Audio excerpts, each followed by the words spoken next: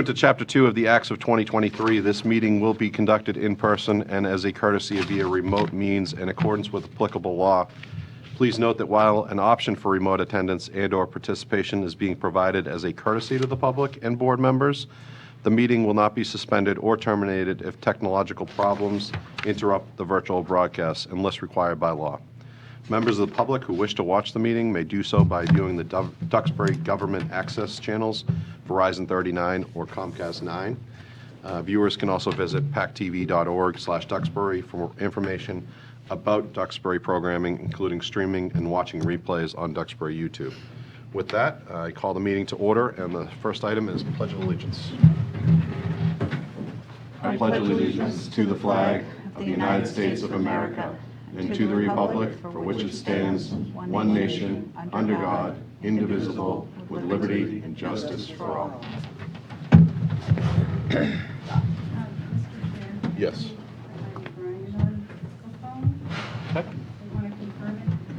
Yep. Why don't we do that before we start getting into things? I don't think we heard you. Brian, are you on the Zoom?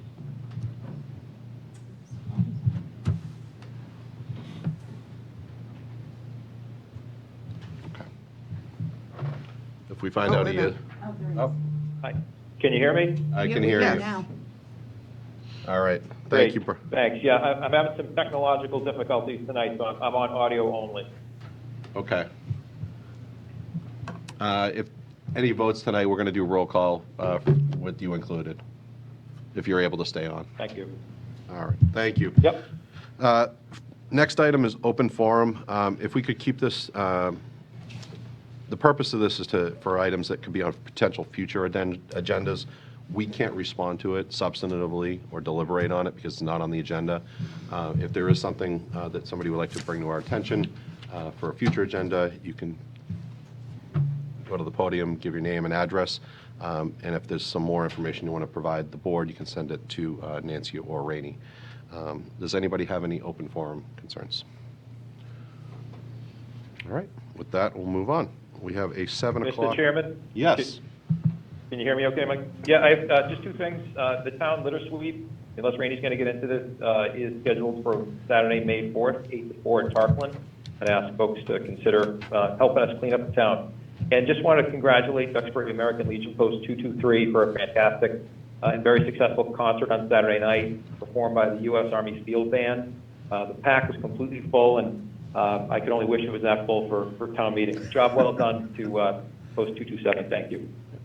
That reminded me. Thank you, Brian. I had an opportunity on Saturday to head out to the second crossover and saw a great display of our community working together. Our Duxbury beach operations, Duxbury Beach Reservation, and Save Duxbury Beach were working on a deterrence project out on the second crossover. It was a cold day, but people were rolling up their sleeves and working together, hopefully gain some days out on the Oversand access. So excellent work, and thanks for doing that. With the next item on the agenda is a public hearing, an alteration of premises. Are we doing that tonight? Nope. If you can just keep reading you'll see the script is right there on the agenda. For the alteration of premises for the Chestnut Street Grill. The proposed hearing on this evening's agenda is not going forward at this time, since there are other requirements that need to be met, and the matter will be re-noticed in accordance with applicable law at a future date. We don't need to take a vote on that. Nope. Okay. So that is not necessary. Now we have something fun. A recognition of now former planning board members Keith McDonald and Dave Udy. They are here, and so I think, why don't we do this one by one? Dave, would you mind coming to the podium? You earned it. I mean, these are some lengthy terms, so. We have a proclamation for you.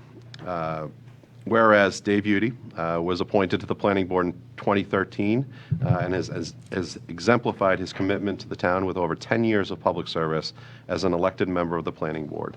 And whereas Dave Udy demonstrated leadership on the planning board by serving as its vice chair for 2 years and as clerk for 2 years, and continued his commitment to the town by serving as the planning board liaison on the Historical Commission from 2012 to 13, the Sidewalk and Bike Path Committee from 2018 to 2022, and the Community Preservation Committee from 2021 to 2024. And whereas Dave Udy's engagement in updating the comprehensive plan and Vision Duxbury and his work on the recodification of the town's zoning bylaws were essential. And whereas David Udy's dedication and hard work have been instrumental in promoting comprehensive long-range planning and ensuring that development was in conformance with local bylaws and regulations. And whereas, as a public servant, David Udy truly listened to all sides of an issue, offered his expertise and institutional knowledge in order to provide thoughtful conversation and decisions, all in the best interest of the town and the residents he was elected to serve. Now, therefore, be it resolved that on this 8th day of April 2024, the town of Duxbury, through the Select Board and Town Manager, offers David Udy its grateful appreciation for his leadership and heartfelt gratitude for his many years of dedicated service to the community. Thank you.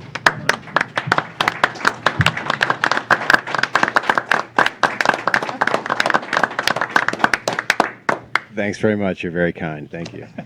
You have a parting gift. Oh, thank you. Couple gifts. Thank you very much. Thank you, David. Thank you, David.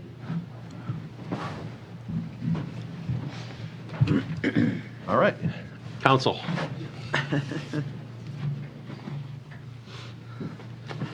Whereas Keith McDonald was elected to the Planning Board in June 2020 and committed over 3 years of public service, where he also served as the Planning Board clerk from 2021 to 2024, and whereas Keith McDonald's contribution and expertise over the years has been beneficial to the Planning Board's long-range comprehensive goals and ensuring conformance with local regulations and bylaws and upholding the duties and responsibilities of the Zoning Act and the Subdivision Control Law.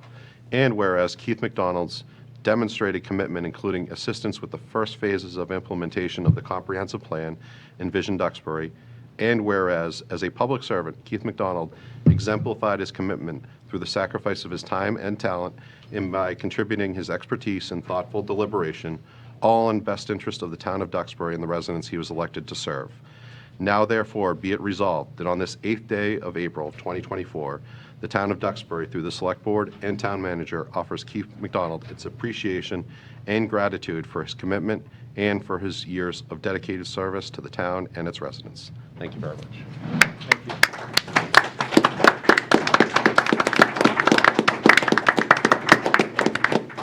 Mr. Chairman, if I may? Yes.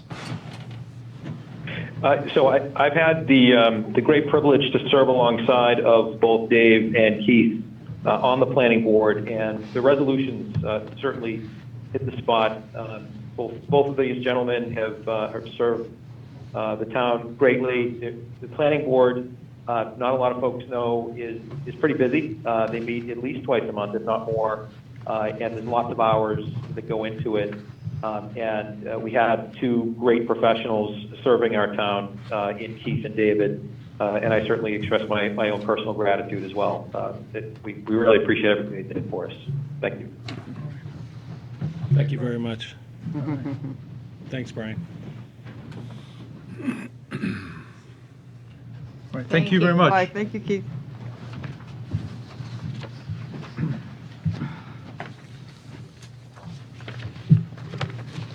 All right. Now we have an update regarding the DPW building.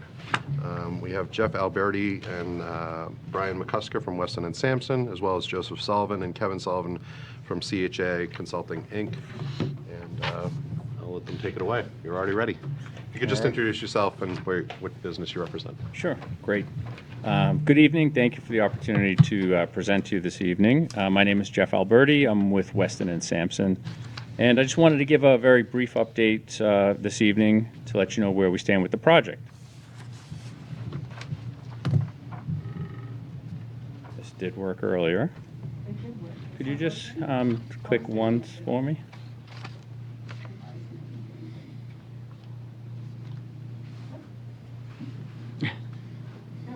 Perfect. Thank you.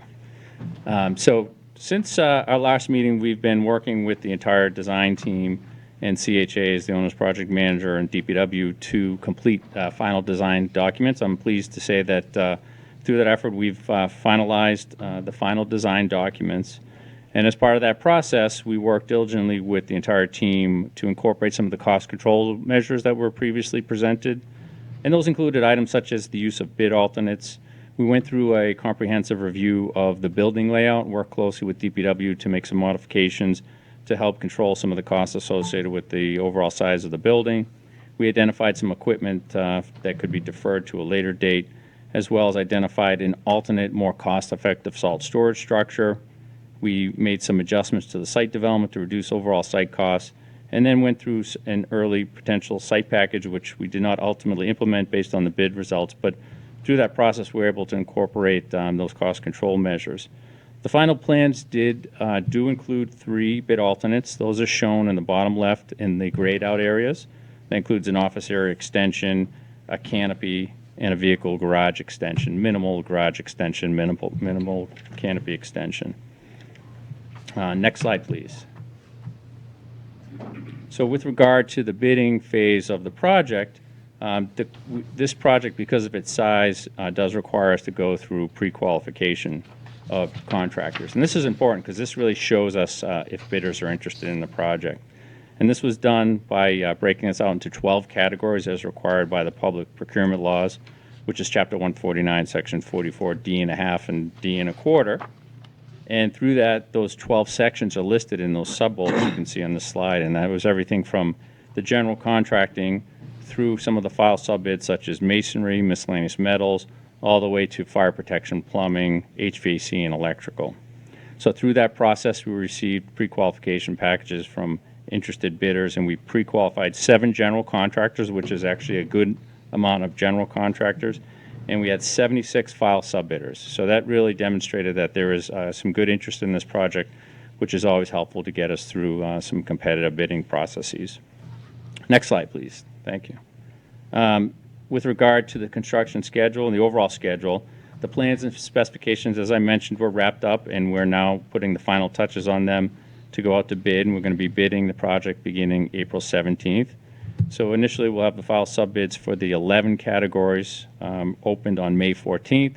Those results are a portion of the project. They're then distributed to the general contractors, and 2 weeks later, we'll open up bids for the general contractors in May, end of May, May 29th. Assuming positive bid results, we move forward with a notice to proceed in June. And this construction duration is about 18 months. That would provide us with substantial completion on or about December 2025. And you can see the overall schedule listed at the bottom. So through this process, we're excited to be at the point where we can go through the public procurement process for the overall project, get some bids in hand, and when we have that information, we'll definitely be back to provide another update.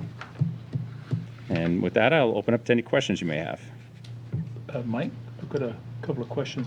Is that okay? Yes.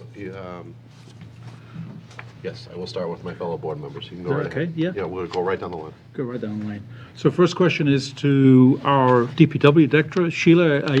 With all the revisions and modifications, are you still happy with the final product that's been out for bid? As the customer and the user of it, hopefully you're really happy. Yeah, we've been back and forth quite a bit, made a lot of changes. We've taken some things out, added some things in, but bottom line, yes. You are. Yep. Okay, great. That's good to hear. Thank you. A question for this. Again, I'm not familiar with the bidding process, right? So you have a general contractor, and then you have sub-bidders, right? So by that I understand is that you'll have different people bidding for the tiles, plumbing. So how does that work? How do you qualify the general contractor? Because then, how do you know that general contractor is going to work well with the sub-bidder, right? How does that work? Just a little different way of doing it. Sure. So, Yes, this is a requirement of this public procurement laws, Right. and they do have a system in place where the sub-bidders are familiar with the general contractors, and a subbidder, if they do not want to work with a specific contractor, can exclude their bid, so they have that option to do that. And then the general contractors at the same point have the option to select from all of the file subbids that are received. So they Right. don't have to necessarily use the lowest file subbidder. Most cases you find that they do, but they do have an option to select second lowest, and they can adjust their bids accordingly. So there are provisions so that contractors that don't get along don't have to work Right. together. So at the end, the final selection is of the total package then? Right, so the final selection is made to the general contractor. So the general contractor hires those file Okay. subbidders, and they work for the general contractor. The general contractor then contracts with the town. So you're dealing with one bidder, which is what's Okay. really important for Right. controlling the overall risk on a project. Sure. Right, okay. All right, I think that makes sense. Great, thank you for that clarification. You're welcome. And I noticed then you have sorry, just one last question, if you don't mind. You have the alternate bids. The big problem that we had was the initial amount that was appropriated when you came to us the first time. There was a bit of a sticker shock going on, right? Correct. Just after COVID, inflation was rampant. And so what's the current status in terms of bids that you've seen for other DPW buildings? Costs, are we getting better shape? But will we be able, do you think, get some of the bid alternates back that were originally in the plan? That's the hope. Obviously, we'll know at the end of May. We have been seeing favorable bid results. It was on a very, very steep incline, and we've seen it settle, which is important. It hasn't dropped. I think a lot of folks would hope that it would drop, but I think we've reached the new norm. And because we have so many bidders, that's what's really key, because when you have a big bidding pool, you have competitive bid opportunities there. So I'm really excited about the fact that we have a competitive bid pool, and we've been getting emails from those bidders saying, okay, when you're coming out with the plans, because they know the pre-qualification is done, so they're anxious and interested, which is also great. And we know a lot of the bidders. We've worked with them on other similar public works types projects. So it's a good pool of bidders as well. So we're hopeful that all of this will help us to get some competitive bids, and if we do, then we have the opportunity to potentially get some of those bid alternates back. Okay, good. Sorry, thank you for, I'm good with the questions. Thank you very much. You're welcome. So I just have a couple things.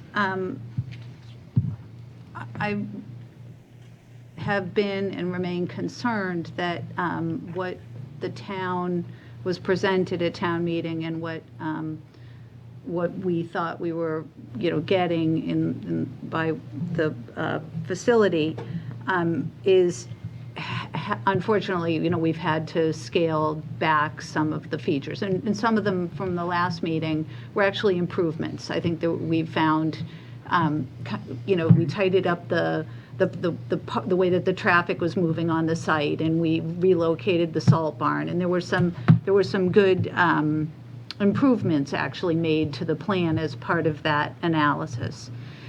Since then, have there been additional revisions or scaling back of the project that we should know about, and honestly the town should know about, because I think it's important for the taxpayer to know what because again, they were presented with one thing, and now we want to make sure that they know what they're getting for their tax dollars. So that's my first question.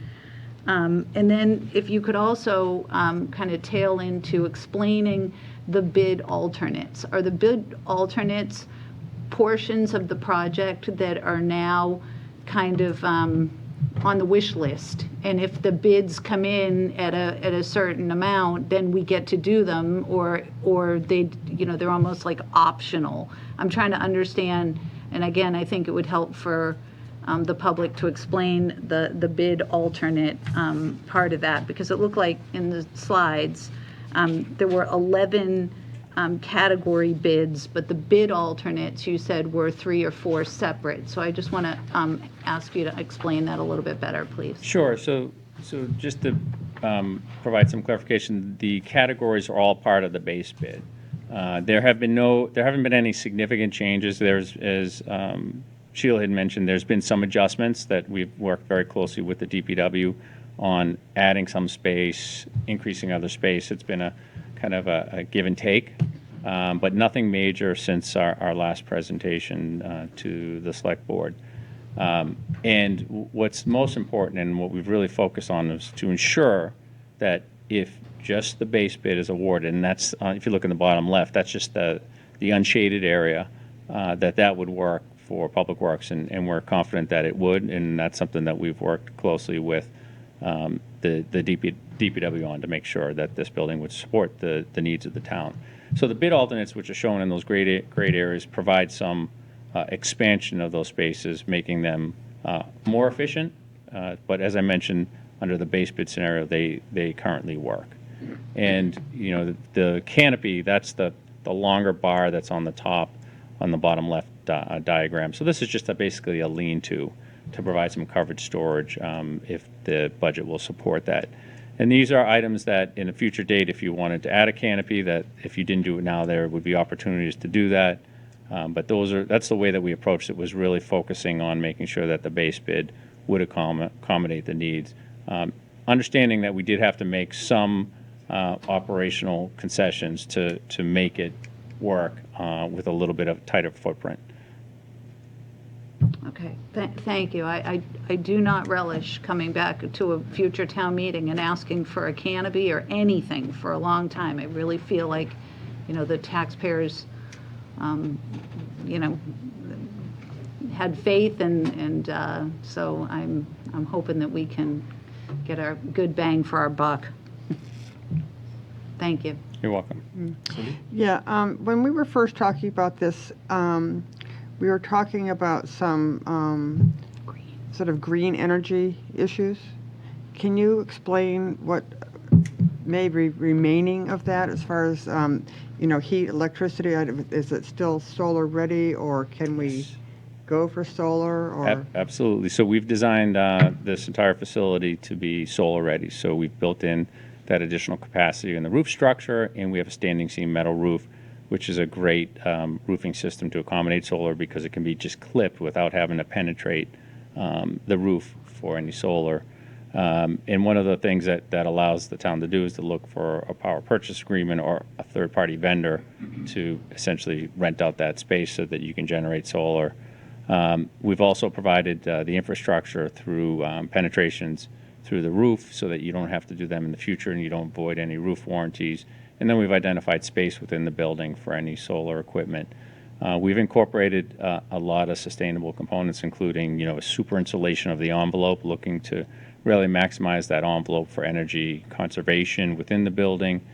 We have a very sophisticated control system. It's a smart control system, so it learns when to turn on the building. In the old days, it was you set the time and that's when it went on, but it begins to recognize when the building's being used, and it learns over time to manage the systems more efficiently. We've provided a lot of natural day lighting, so we have a lot of translucent panels and lights on doorways to bring in natural light to reduce the amount of artificial lighting that's used. Those are just some of the important sustainability features that have been built into the facility. so as far as heat and AC, that's still oil-based, or is that going to be a heat pump mini-split thing, or? We have some air-to-air heat pump systems in some of the smaller spaces, and then we have boilers, natural gas boilers that provide heat to the main ventilation system. But what we've done because we have a lot of air exchange in this building because of the health and safety factors that are associated with that. You want to get bad air out, good air in. But we have heat recovery built into those air handling units. So any air that's being exhausted, we have a heat wheel to capture that heat and bring it back into the incoming air. So we've built that into it as well. Thank you very much. You're welcome. Could you explain a little bit more that deferred a portion of the industrial equipment for vehicle maintenance operations, you or anybody else? Sure. The way, kind of the simple term on that is there's some basic equipment that's fixed that you need in order to go into that building on day one. And then there's other equipment that, if you were to, the term that's been used, if you were to pick up that building and turn it upside down and shake it, anything that could fall out, that type of equipment that can be purchased separately has been deferred, and the hope is that's things like shelving for the parts room, things of that nature, some of the workbenches that are associated with the space. And that's equipment that the hope would be to purchase that at the end of the job using whatever remains on the contingency money. So this isn't going to hold up our ability to maintain not just DPW vehicles, but fire, police, other vehicles that are maintained? Correct. We're reusing equipment as another cost savings measure. So there's a really good 4-post heavy-duty lift that we're bringing over. That's part of the base bid. We're putting in an in-ground heavy-duty lift as part of the base bid. We have some other components that we worked closely with the DPW to identify. We actually listed them all at a recent meeting as we we're going through this process and said, what do you need to operate when we open those doors? Identified that equipment that's in the base bid. Anything that wasn't needed on that day one of opening those doors made it onto the deferred list. You anticipated my second question. Is there anything salvageable or anything that can be put on auction or resold when everything gets taken apart? And Yes. I mean, obviously, we're that's- using it right now. I Yeah. mean, and some of the buildings are newer, and some of Yeah. them, I'm sure there's equipment that we've had to purchase recently to keep. All of business that, going. yeah, we definitely we had our industrial engineers come out and take a look at all of the industrial equipment, and we actually have quite a bit that we're proposing to bring over, so that it can be reused if it has value. Definitely, the building itself, there's nothing, not much value there, but No. anything inside them that has value, we identified to bring over. The third, and let's just hope everything goes well, but some of this is older buildings and whatnot. Is there any concerns or things that we should be worried about as this is being taken apart and removed that could cost money to remediate or anything like that? Sure. So we've gone through and done soil borings throughout the site to look for potential contamination. We found one area that I would say is slightly above reportable conditions. It's so low that it's basically being dealt with through a risk assessment. So that's for subsurface. We didn't put a grid on the entire site, but we did a phase 1 to identify where potential paths could be for contamination subsurfacely. And that's where we identified that one area that's being addressed now.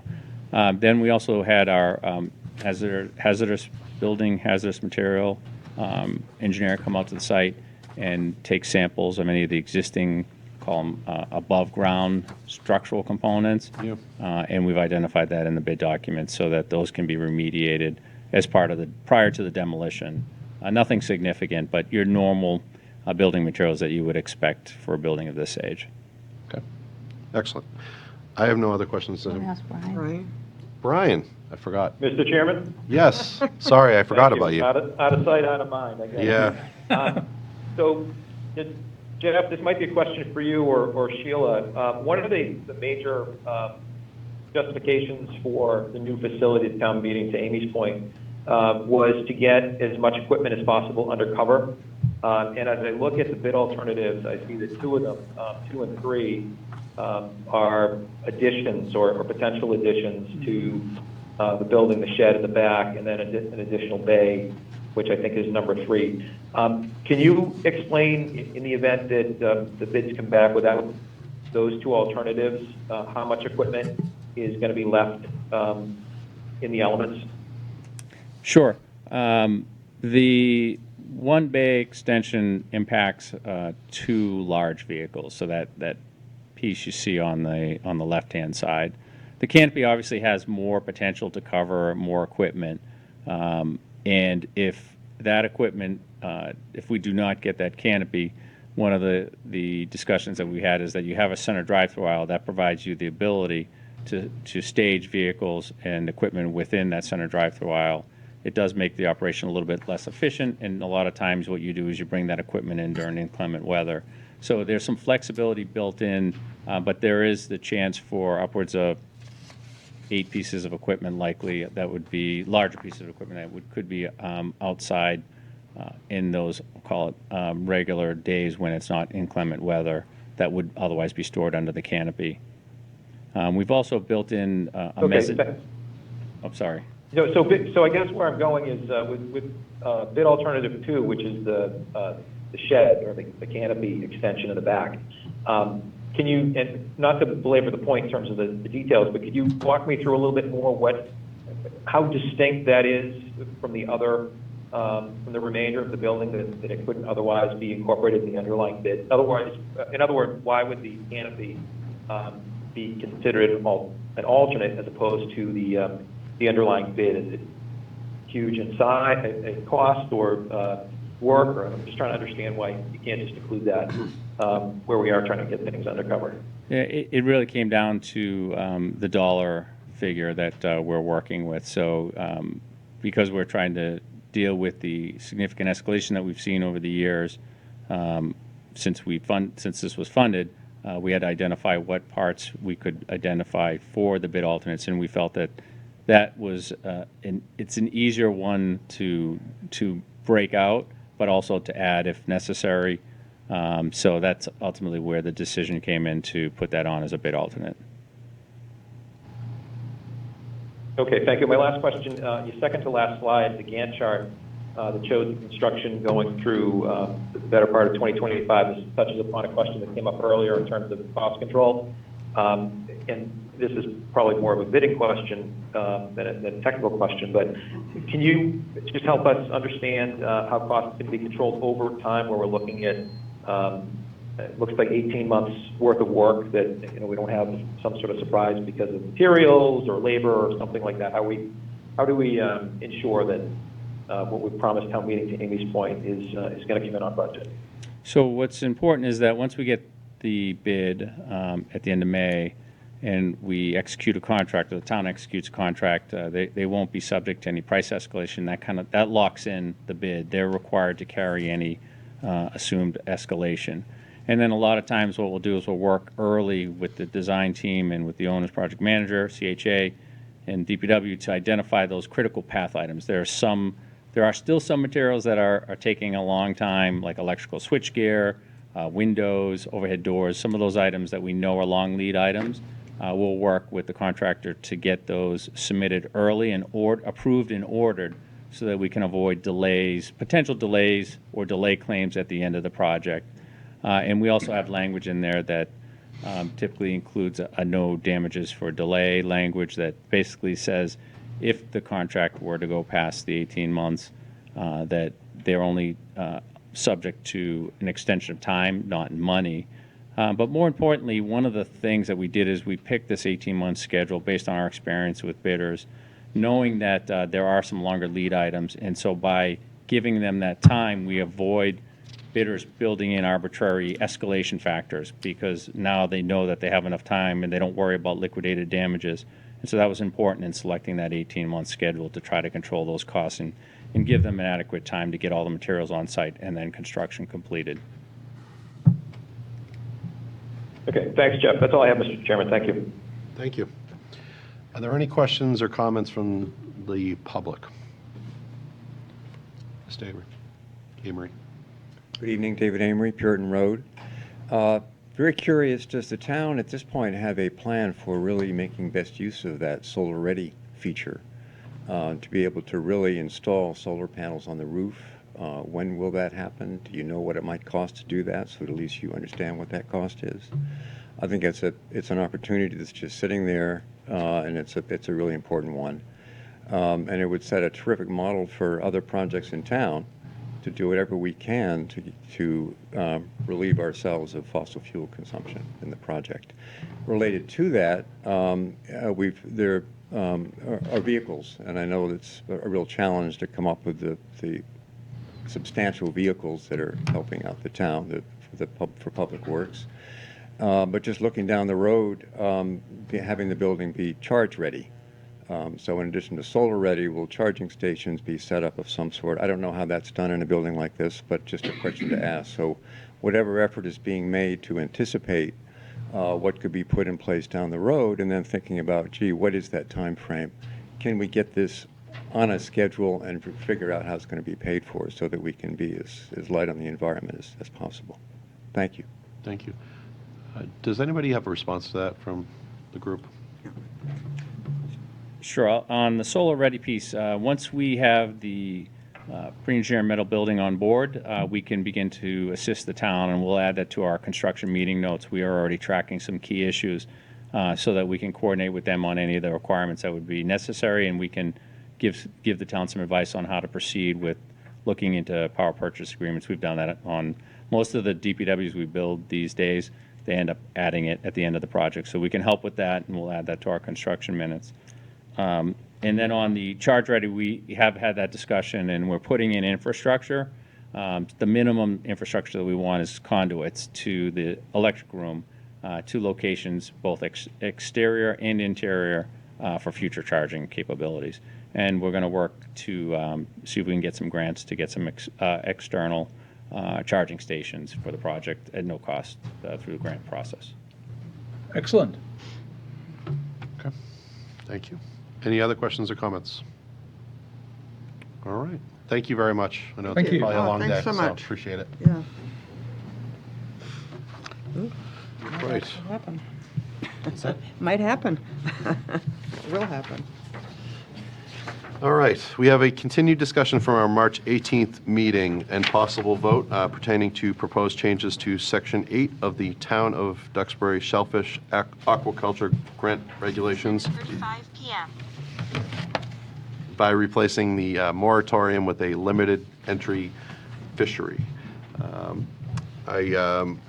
Not going to, we don't need to recap a lot of what we did at the last meeting, but I think what would be important for the public is the proposed language that we'd be voting on tonight. I'm just going to read that. It's only 2 paragraphs, and it would provide the public as well some notice about what this would entail. The proposed language is as follows. It would replace the current Section 8 entitled, currently, it's called the moratorium, and this is it. It would be called now the limited entry fishery. The licensing authority, at its discretion, may enact a limited entry fishery. Upon such enactment, pending or new applications for aquaculture licenses shall be added to the aquaculture licensing waitlist. The licensing authority shall manage the waitlist chronologically, which shall mean the order in which an application has been received, with the date of the oldest application being first on the waitlist.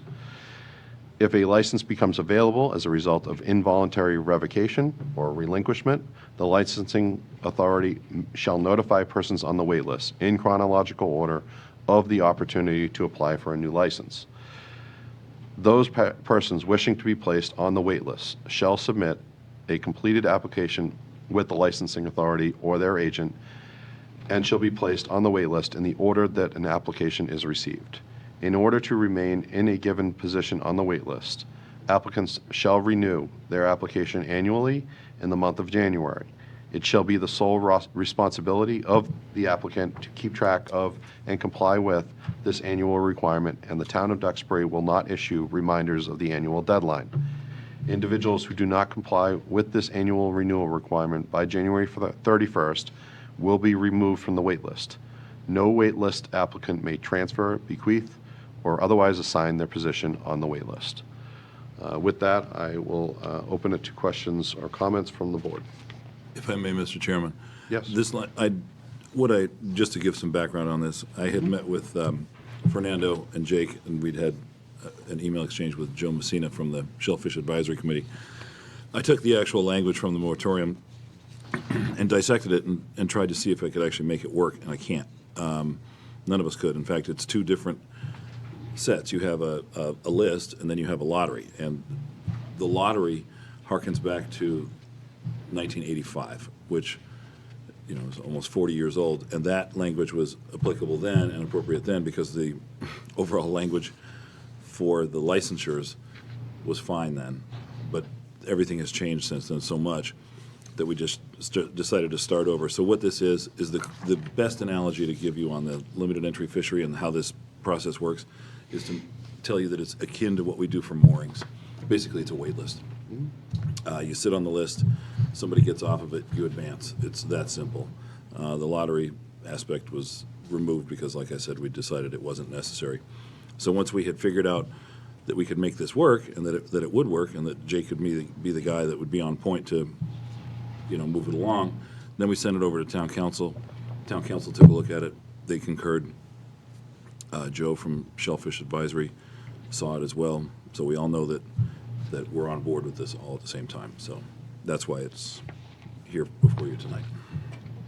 Just one quick question. Is the licensing authority Jake you. Emerson or us? Oh, no, we We are. You are. We are the licensing authority. And who would be our agent? Would that be? He is. Okay, so you would be accepting the applications? Yeah, so right now, the way it would work is the town clerk would be the one accepting the applications, and I would just be reviewing them for completeness. So there's a building, there's somebody there who can timestamp them, and they'll be placed there, because that's where everything lives at the at the town clerk's office for agriculture items as well. Okay, thank you. All right, and I apologize for jumping my fellow board members here. I will go back. Fernando, do you have any questions or comments? No, like I said, it's a much simpler product. Okay. Amy? Nope, I asked for clear language, and that seems as clear as it could possibly be. Agree. Cindy? Yeah, no, me either. I was glad to see that lottery language is gone because that confused Oh, yeah, I me don't know how you have a greatly. lottery and a wait list. So this It is. made sense one day. But anyway, I- moving on, moving on. And Brian? Thank you, Mr. Chairman. And I'm glad we did push this for another meeting, so it got another look through town council. I think this is a much better draft than what we had last time. Just one question, and this might be for Jake. How did this affect people who are already on the list? Or does it? They already are on the wait list, so this just changes the mechanism for how new people apply. So they would just be added subsequent to the existing wait list. So it doesn't affect their positions. Okay, great. So this doesn't, so it doesn't affect the current Apple Card. It's just set forth the procedure for those who are getting in line after today. Absolutely correct. Basically, right? Yes. Okay, great. Thanks very much. Actually, I do have a stay up there, Jake. But just on that point, before you move on, I was gonna the ask, people have to renew, right? Well, yeah, they have to renew, right? January 31st, every year they have to renew. Yep, I absolutely. presume they already have, right? Correct. Okay, good. So when does this come into effect? Well, basically, if we move and approve it, doesn't mean that people run out right now and go to the town clerk, right, and ask, what's the process for, how does this thing start? So Remind me. essentially, you have to create a promulgative effective date with your rules and regulations, and Yep. that's when it starts. So I've already provided the town clerk with the possibility of application. So if tonight you decide Yep. we want to do this, Doing we it. can accept applications whenever. So, Okay, tomorrow then. yeah, absolutely. Fantastic. Okay, Thank you. good. Are there any questions or comments from the public?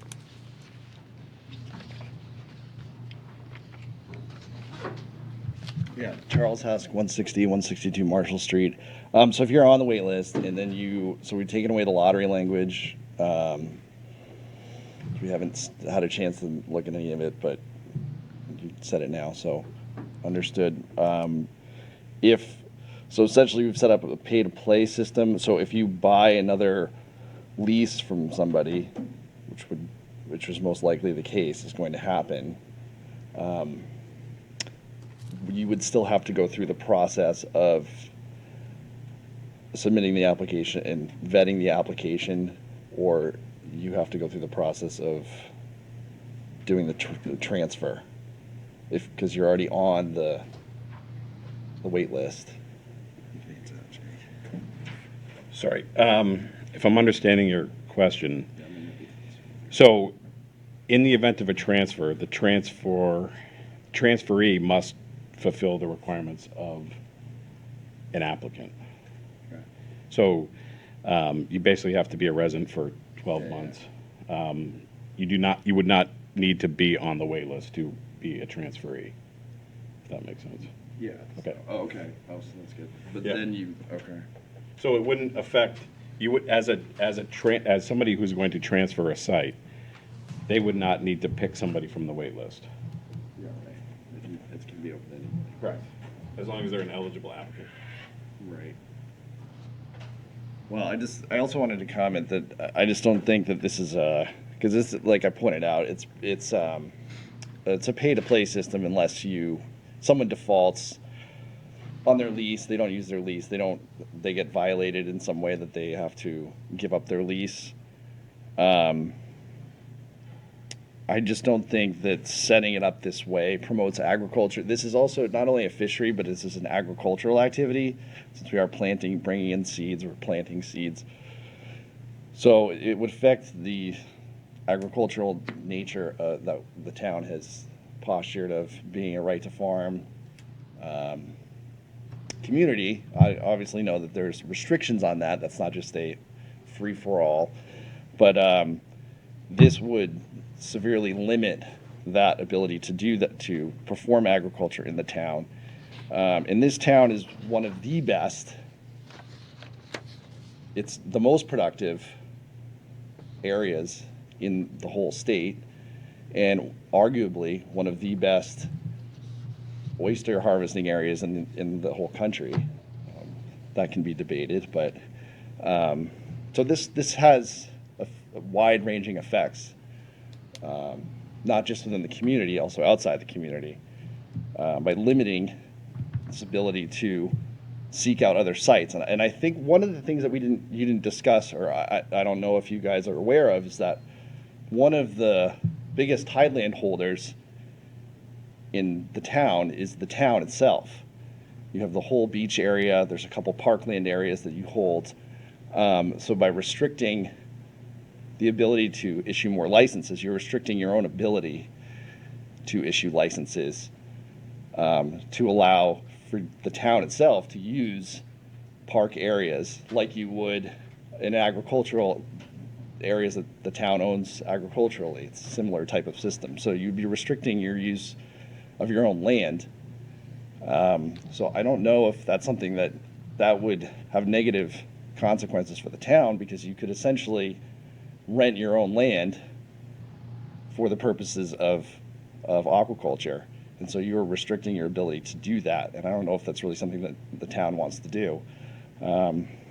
So, I mean, that will have a negative impact for sure, because we all know that environmentally, oysters and shellfish are a positive impact on the environment. So by restricting that, you're essentially creating a negative impact on the environment. That could be argued, but it potentially does. And the other thing is that the board has the ability, if you open it up again, the board has the biggest problem with the moratorium was the use of the harbor. And by the board evaluating the licenses, this board has the ability to evaluate the projects that are coming in and to evaluate the uses of the harbor and how much impact it has on almost every application that you fill out for the town. They always mention impact on the community. And I think you can, by getting it be more restrictive this board can be more restrictive in the issuing of the licenses. As you get more, it obviously should become harder to approve licenses and projects. So if you open it up, you're not hurting yourself you're still allowing yourself to deny projects based on their viability. Instead of this way, they're just outright denied no matter what. No projects will be able to be seen. You won't be able to assess any projects, even your own projects on your own land. So I think you might want to think about those things. And that will surely have consequences for the town, definitely. So thank you. Thank you, sir. I did want to point out one thing that we discussed at the last meeting, and I want to thank you for your comments. They're well taken. We did discuss, Mr. Messina brought up doing a state of the bay at some point. I think these kind of concerns can be raised at something like that, because there's a lot of people that use this bay, and it's those are all good points. Does anybody else have any other questions from the audience? Go right ahead.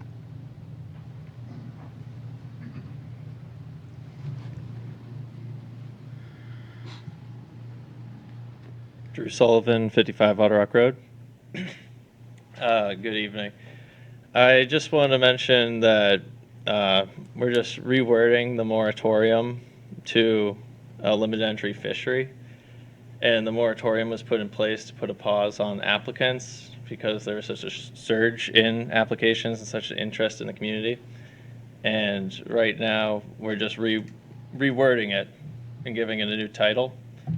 And there's no real findings as to why we put the moratorium in place, and there's no metrics to go along with why we've limited the entry to what it is. And I like the analogy that it's just like a mooring system now, where you are on a wait list and then you get a mooring, except it'd be as if the mooring field had a lot more space, but we limited it to the amount of moorings we have, and you can pay for someone's boat and get a mooring, and you couldn't just sit on a wait list and get a mooring because no one's withdrawn, and the transferees aren't necessarily from the wait list. So I'm just wondering if there's actually any findings, because I went to a lot of the the Bay Management Committee meetings, and the Shellfish and Bay Management Committee were there, but they didn't mention any reason to the limit. I'm not aware of any findings. I don't know. Would you like to answer that? Can I borrow this for a second? So the Board of Selectmen has two committees that look to for this. One was the Bay Management Commission, one is Shellfish Advisory. Through a series of 6 meetings over the 2 years since we were asked to look at this again, there were a lot of discussion in that meetings. That board is open for public comment and public attendance. It's well represented by a large cross-section of users of the bay and other interests. Aquaculture, folks from the Yacht Club, folks from the Maritime School, some real scientists, helpfully.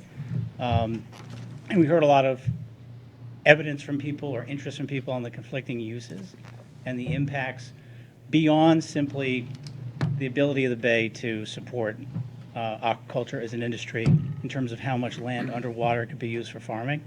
So the commission doesn't make specific findings like a zoning decision. What it does is it hears and it listens in basically the place of the Board of Selectmen to then advise the Board of Selectmen on their recommendation. And since this was a recommendation in 2009, bringing it forward to now, the Shellfish Advisory Committee and the Bay Management Commission made the recommendation to really recognize what was going on. A moratorium is a temporary pause, and it was time to just be realistic about what the 19-year temporary pause was, which was in fact limited entry fishery, if that makes sense. So that was essentially your finding. Yes. Could I just elaborate on that a little bit? Because I think that there is a sense that the folks that got in at the beginning for their leases were, right time, right place. They got the leases, and now, kind of, I hear what you're saying, and it is concerning. But what I'm understanding that the studies have shown, or these meetings where everything is discussed, is that you've looked at how much land is available for actually aquaculture for oysters. And then we know, and I learned at the last meeting, because I actually didn't know that there were other things being grown in the bay. There was kelp and something else was mentioned. Crabs, yeah, crabs. That was news to me. So there's other farming that doesn't go through us. We are not the licensing board for the land that's being leased for that.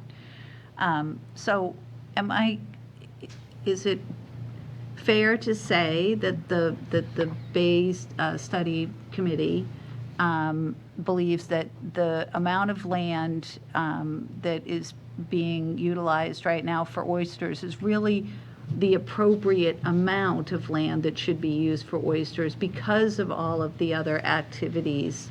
I mean, that there really isn't other land that we should be looking at this point.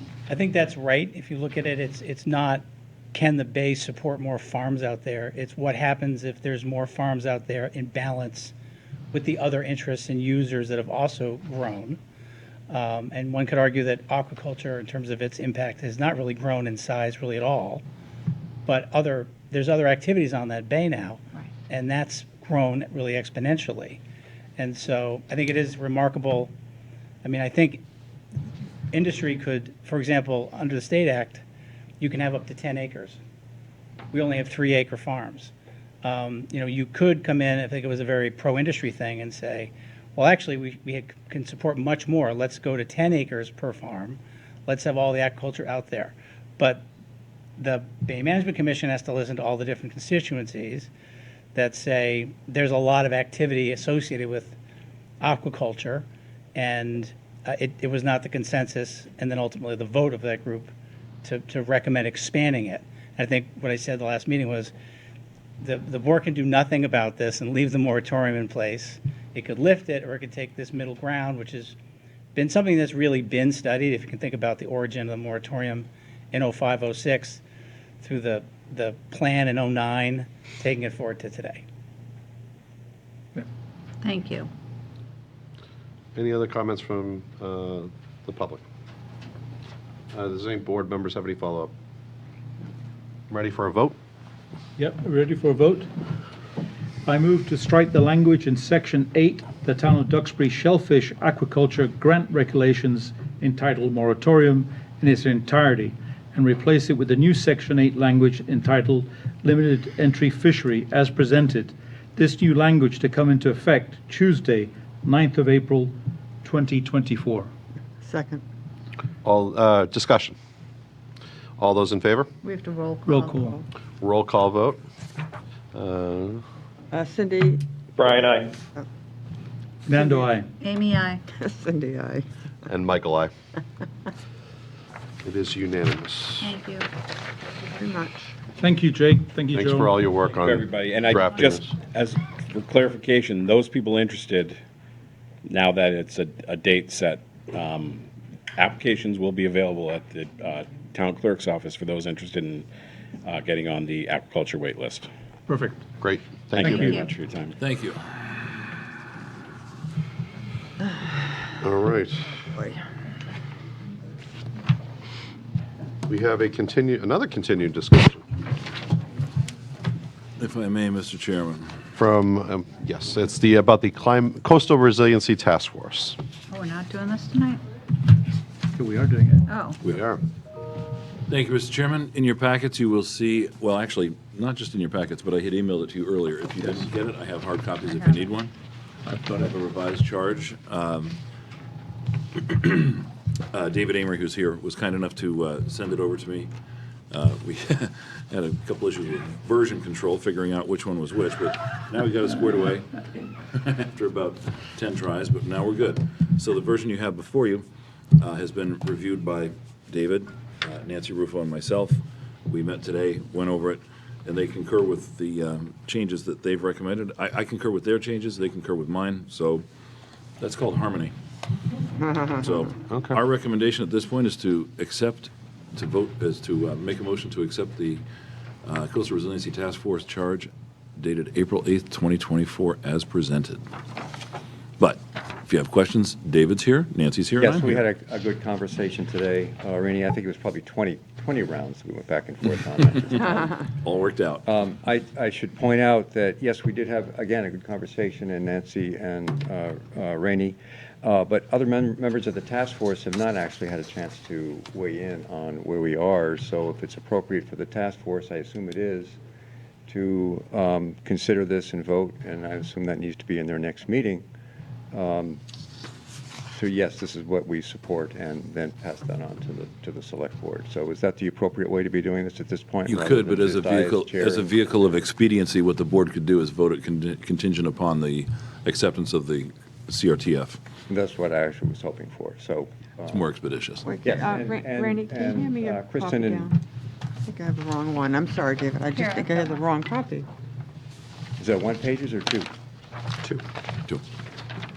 The, Does that say draft number 2 at the top? Yes. Is that what it's supposed to be, draft number 2? Yes. I emailed it out this morning. Okay, so this one was a different one. That's correct. Yeah, they struck a... Okay, I've got it then. So Kristen I like and Mickey may be willing to step up and comment one way or the other, or we can certainly wait until the next meeting.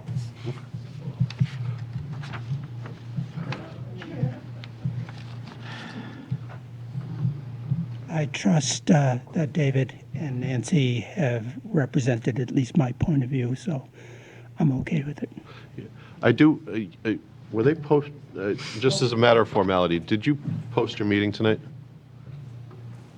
Is this you didn't post your meeting? Not a posted meeting. I would suggest not, They don't have a quorum here. I know, I just, as far as deliberating about whether they agree with the terms of this. They can do that. They're just I don't expressing want their them- own personal opinion.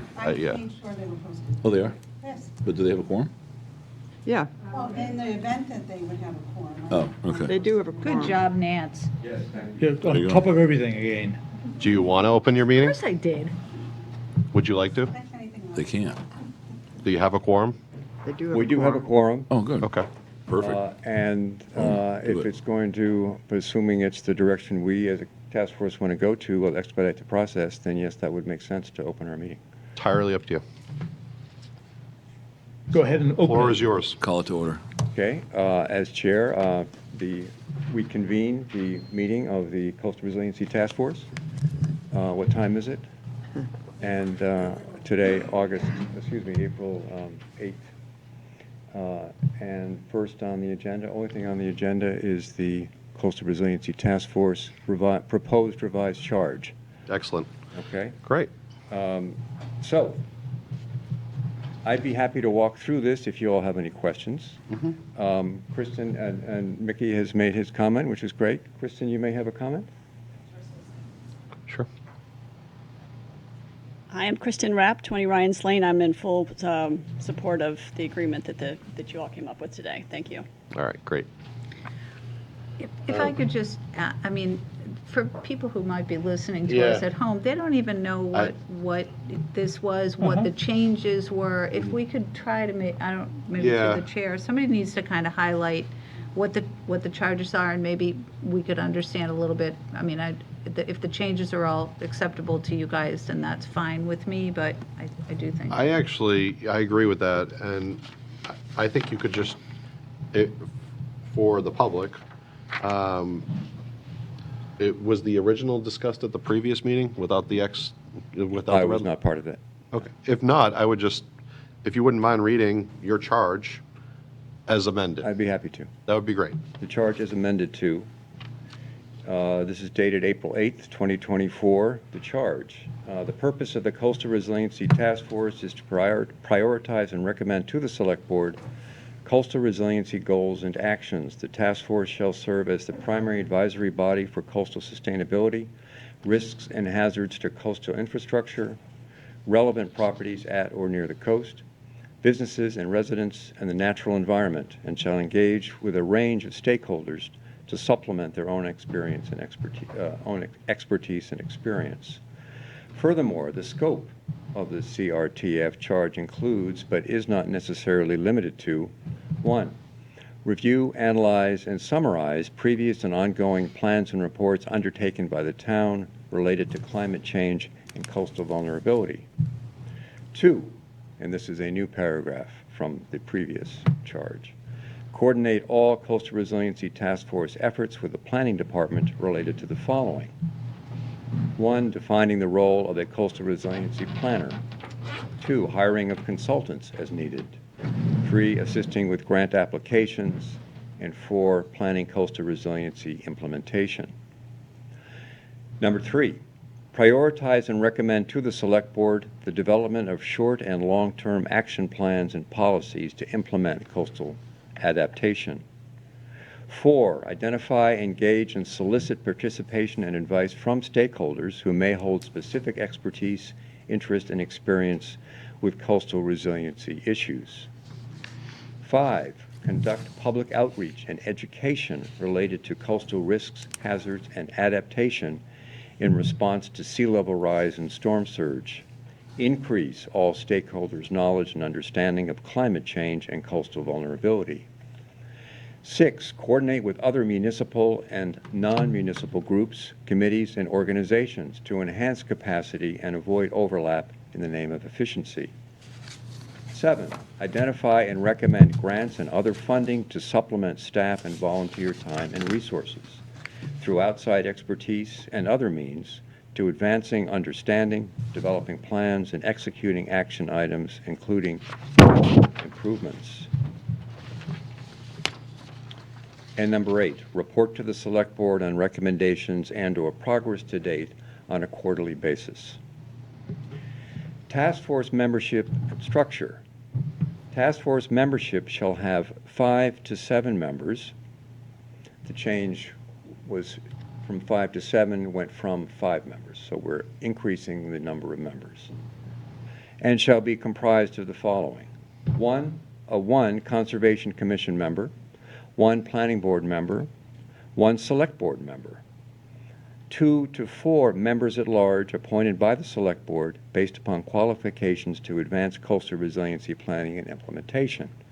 Examples of relevant knowledge or expertise may include 1 environmental sciences related to wetlands, coastal systems, and the effects of climate change. 2 engineering fields related to erosion control, coastal infrastructure, and adaptation strategies in response to sea level rise. 3 landscape architect, it should read architecture. Number 4, knowledge of state and federal grant funding opportunities. The next paragraph is new, CRTF staff contact and participation.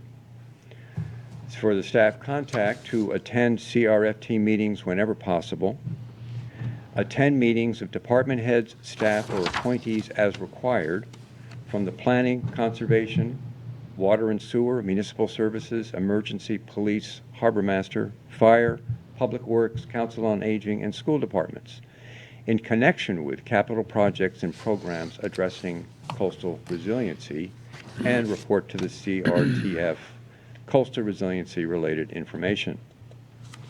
Staffing and administration. The task force shall consider necessary short and long-term resources to support their work from planning and conservation departments and town manager, attendance at task force meetings, or interaction with the members in advance of quarterly task force reports to the Select Board. The Select Board voted to create the Coastal Resiliency Task Force at their meeting on October 24th, 2022. And the last line here, the Select Board voted on the above updated charge on DVD. That's it. Thank you. Thank you. Would any board members have any questions? I don't have any questions. Brian? Yeah, thanks, Mr. Chairman. Just with respect to staffing, as I was looking at the revised draft that David just read, when we get down to what formerly was Conservation Administrator for staff contact, I just want to make sure I'm clear on who is ultimately going to be responsible for supporting the CRTF, because there are a number of bulleted points as to what that person should be doing in terms of meeting with department heads, et cetera. And it's unclear to me how we're resourcing that, or who are you looking to as a staff person to carry forward the work that needs to be done. Brian, thank you. The Conservation Administrator, you can see, was crossed out. We did have that at one point. Nancy Rufo has been serving as our staff contact on a regular basis, and clearly she's terrific at this. So we hope that, I would hope, and others can weigh in, that role continues. How much more needs to be defined? Renee, I suppose we look to you on that one. Yeah, thank you. Out of the kindness of her heart, Nancy's been going to the meetings because it wasn't originally part of what she does, and that will continue on for a while until we can get planning staff in to kind of come in and help out. But I'll get into that in a little bit under my manager's report. But that's how I see things. And it might be a trade-off, where Nancy kind of helps to bridge the gap for whoever the new person is. Get him or her up to speed, and then she can kind of lateral it off. Yes, and from my personal perspective, conservation is clearly as important as planning in this whole effort, and we've been lucky to, Nancy, have you at this point. So, Brian, does that answer your question? It does, thank you. So I have a question then. Would it not be beneficial then to, I mean, because right now, although we're saying that Nancy, as Conservation Administrator, will continue until such a time that maybe there's a planning director, would it not be maybe beneficial to say Conservation Administrator and/or Planning Director or Planning Department? I had considered that, but then I thought against it because it needs to be more flexible. What we've written here could be something for all time, rather than define one person or two people. It could be anybody. This way, in some cases, the staff contact could become me, depending on what it is. It could become the building department. I thought it better to give it more latitude rather than to box it in. Or may become a actually dedicated person to coastal resiliency. It might. It could also float over to a conservation assistant if we ever got a conservation assistant. We don't know yet. Yeah. Okay. And it may that's well why it's depend on undefined. a specific Okay. project at hand as well. Yeah. Does anybody else have any other questions? I just had a couple of questions. In paragraph 2, it talks about defining the role of a coastal resiliency planner. We obviously don't have one. Is this something you were comfortable with, this language, Rainey? Yes, because it's doing just that. It's working with the planning department to define what that person would be. At this point, it remains still amorphic. While there are job descriptions out there, none have been adopted, and we would have to go through that process, because that's a conversation I'd want to have with the planning director, certainly, and I know the CTRF would too. And as far as hiring of consultants, is this language, does this suggest that CRTF would be hiring, or they would be recommending that the town? They would be recommending. Okay. The Coastal Resiliency Task Force is strictly advisory to the Board of Selectmen. Yep. And is that your view as well? Yes. And I apologize, Mr. Oh. Avery. I didn't mean you. The Mr. board- Avery, the is that, task is force, that yes. how Yes. you view that as well? Yes. Yeah. Okay, thank you. The task force should serve as a primary advisory body for coastal sustainability. Exactly. Yeah. Right. Charge. Yeah. And the other, just dollars and cents here. As far as having a CRTF contact person, is this something you're comfortable, Rainey, with as far as your staff and any costs associated with stretching staff or hiring additional persons to assist with? Those are different subjects. Stretching staff and hiring is different. Right now, Nancy is acting as sort of the ad hoc staff when she can. That ebbs and flows at the moment. I think it will change. A more permanent solution is yet to be seen, but we will work toward that. But you're comfortable with this language? Yeah, I think you are too, right, Nancy? Those are all my questions. So anybody else have any follow-up? All right. I'm happy to take a vote. Okay.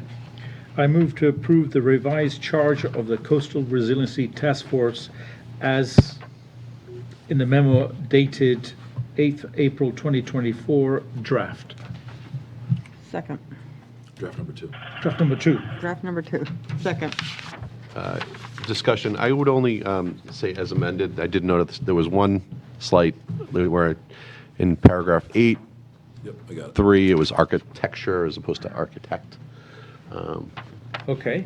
I move to approve the revised charge of the Coastal Resilience Task Force as amended in the memo dated April 8th, 2024, draft number 2.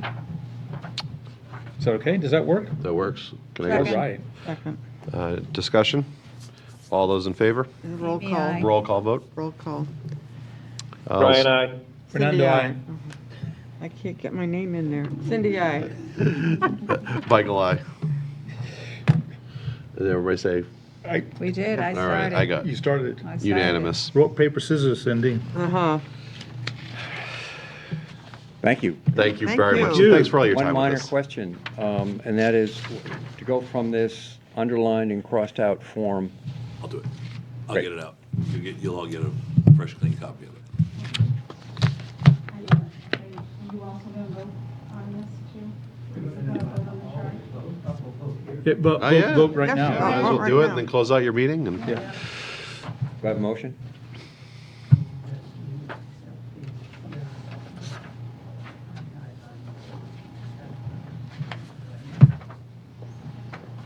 All those in favor? Opposed? Unanimous. All right. Thank you. would Thank you like to you. close your meeting?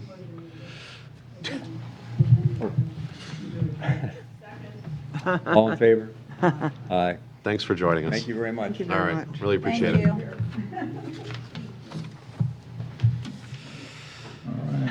right. Town managers report. Thank you, Mr. Chairman.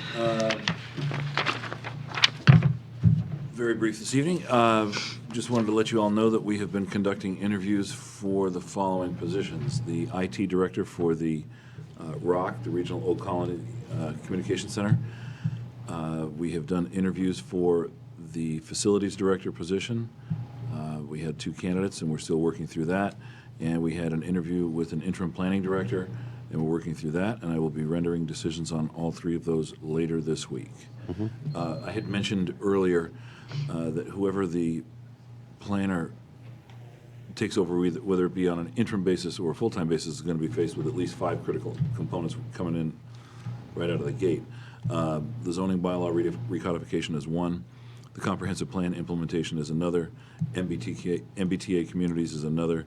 Coastal resiliency is another. And then Duxbury Affordable Housing Trust issues too. So we're making sure that whoever the final applicant is that wins the game is aware of all those different things. There's a whole host of other things too, but those are the 5 biggies that we've got on the horizon right now. Can you, Randy, excuse me, can you explain what you mean by an interim? Is this somebody that's Somebody that would be interested? here on a part-time basis until we can, or, well, could be actually here on a full-time basis, but could be here until we find a permanent solution. We've done it before. Before we hired Val, we had an interim planner here for 6 months or so. I can't remember what her name was, but nice lady. But she helped us out before. That. Is there a reasoning behind doing it this way as opposed to putting Yeah, out for a full-time planner? Yeah. It's what the applicant pool has provided us Okay. based on where the salaries are. Okay. Yep. And that's my report. Thank you very much. Does the board have any questions for Rainey or any other town manager report type comments? Maybe I do. It's, we have there's a proclamation that the select board took on board with regards to making Duxbury a safe and welcoming community. And I think we need to, what I'd like to do is, if possible, if the board is interested, is for us to combine the kind of the reapproval or the re-support of that resolution with a presentation by the Diversity, Equity, and Inclusion Steering Committee. We'd like to provide an update as to what's going on in the town with lots of different groups actually involved in making the town a safe and welcoming place, and then a kind of a plan of we once were looking at a kind of formal forum, but we've kind of, based on conversations and feedback, we've kind of moved to more informal process. So we'd like to update the select board on current thinking. So what's going on in the town? There's a lot of good work going on right now with lots of different groups, which we'd like to kind of maybe advertise or make folks aware, and then just provide an update as to what where we've got to. So if we could maybe combine that with reading the proclamation and reaffirming our support for Duxbury being a safe and welcoming community, that'd be pretty cool. Great. Who's the contact for that, Fernando? Me. Okay. I have one other, just on our running kind of list, and I think I brought it up last week, but we had a recent discussion about the sand, the Oh, yeah, the opportunity was tonight. Right, and you had said that that was going to be part of our discussion tonight, but it Sure. wasn't, so. Oh, okay. That's right. I thought you were going to ask the question, but nonetheless, I have the response. We had run this by council, the concept. What are we talking about? I'm sorry. We're talking about the sand at the DBR wanted to DPW. give us Okay, sand. Hopefully thank being you. used I maybe thought at the I heard beach or. fans, so. The thing Sand, is- sorry. The thing is, what had happened is, we went out to bid. Shoot, I wish they were here. I'd rather have them explain it. Can we have it for the next town Yeah, but manager's let's report? hold it. Yeah, I'll have them do it virtually, because there are a series of reasons why we can't do it. It's basically, short answer is, it's illegal, according to procurement law. They already bid, but they have an option to work with any of the filed subbidders if they are interested in pursuing that, and they could do that. Well, so time may be of the essence there. And if it will we're- be up to them to contact the filed subbidders. Yes, so they can do it. They can do it as long as they work through a general contractor or a filed subbid. Okay, so we're Not direct talking dealing, in but- convolute, and I, They can't again, direct there's deal with people, the town because it's there's people illegal. watching the Yeah, meeting I don't, that, so I think that, it's. yeah.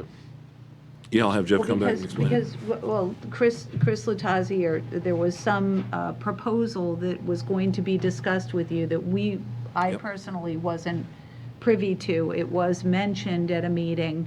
You were going to, thought it may not be something about the procurement rules that you were concerned about. You were going to be meeting with a group the following day, I think after our last meeting, and you were going to update us because the hope had been that we could possibly utilize the sand from the DPW site to benefit the beach or the seawall. So, town sand could be used on another town project. Made a lot of sense to me, and seemed to be a way to save the taxpayers some money too. So, Well, it seemed that way, but the thing is, they weren't the low bidder. They were in the middle of the bid pool, so they did bid who's it. they? DBR, Duxbury Beach Reservation. Okay. We went out to bid, and we rejected all the bids because they all came in too high. And DBR was working, I think, with Duxbury Construction, and they were right in the middle of the road. So the conventional wisdom at the time amongst the building committee was to reject all the bids and make it part of the overall project because we thought we could get a cheaper deal. That's the whole idea, is to keep the price down low. So what we thought was going to be a beneficial opportunity did not turn out to be that. With respect to the more recent proposal, we had town council take a look at it, and what we had suggested was that DBR communicate with the pre-qualified bidders the idea that the bidders will be able to incorporate into their bids the savings that would arise out of the use of the private contribution. And it was council's opinion that a private group can communicate with anyone they choose. This would not change the procurement requirements for the town. The town could not vary the bid process based upon the opportunity for the bidders to work with the private Duxbury Beach Reservation Group.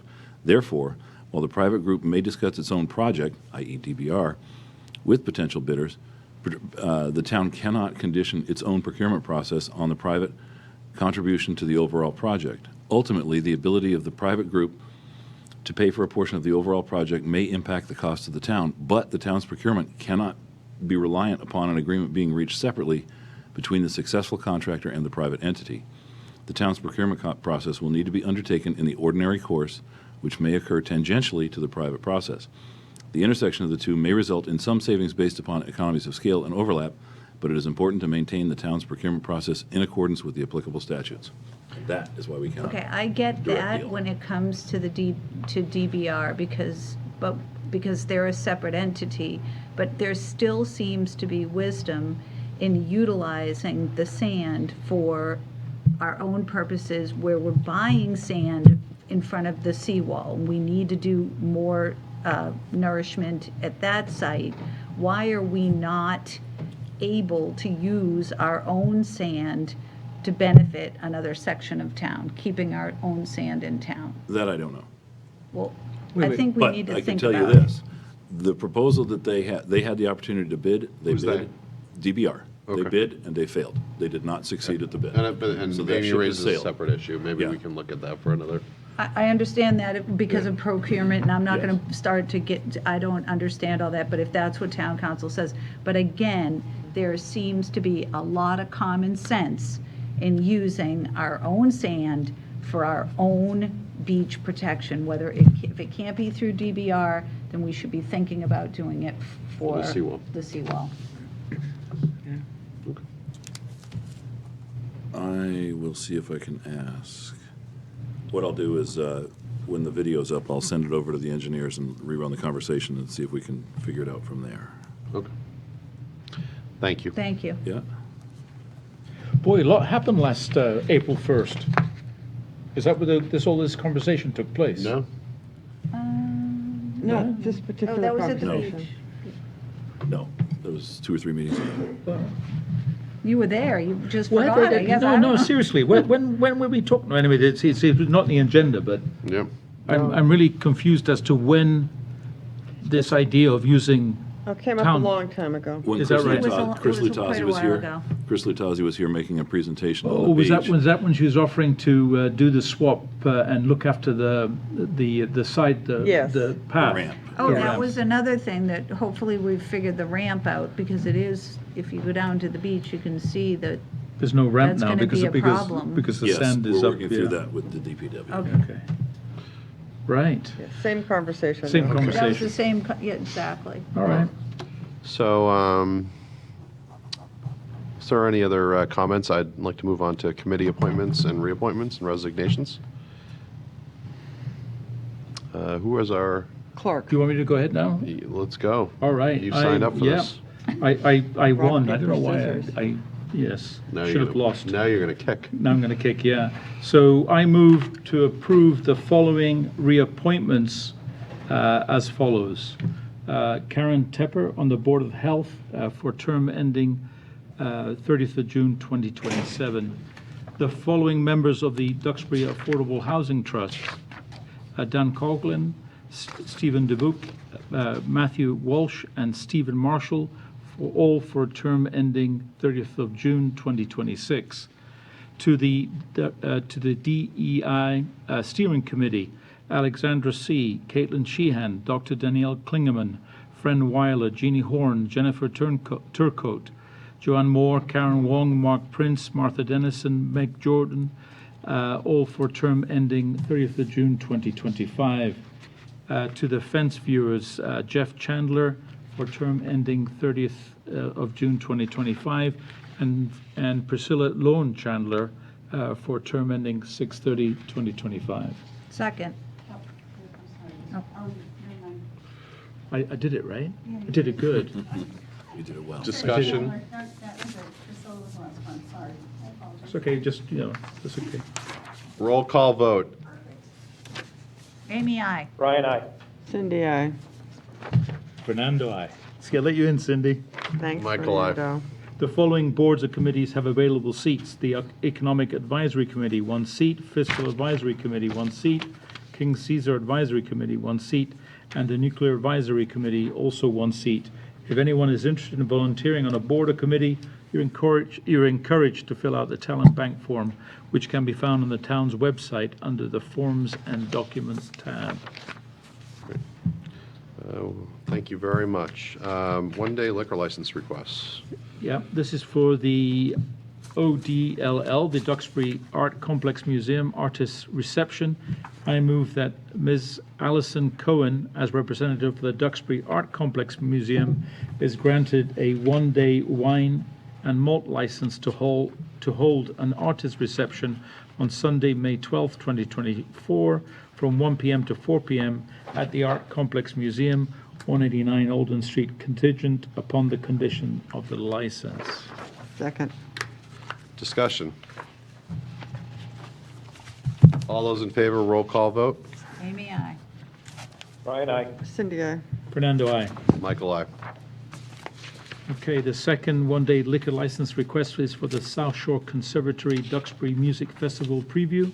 I move that Ms. Sharon Bohan, as a representative of the South Shore Conservatory, is granted a one-day wine and malt license for the Duxbury Music Festival preview concert to be held at the South Shore Conservatory Ellison Center for the Arts, 64 St. George Street on Sunday, June 2nd, 2024, from 4 p.m. to 5:30 p.m., contingent upon the conditions of the license. Second. Discussion. Roll call vote. Amy, I. Brian, aye. Cindy, I. Fernando, I. Michael, aye. All right, we have an event permit.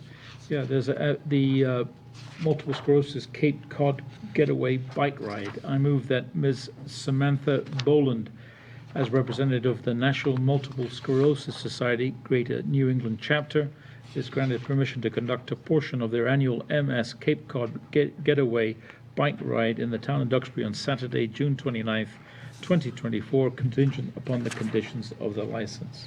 Second.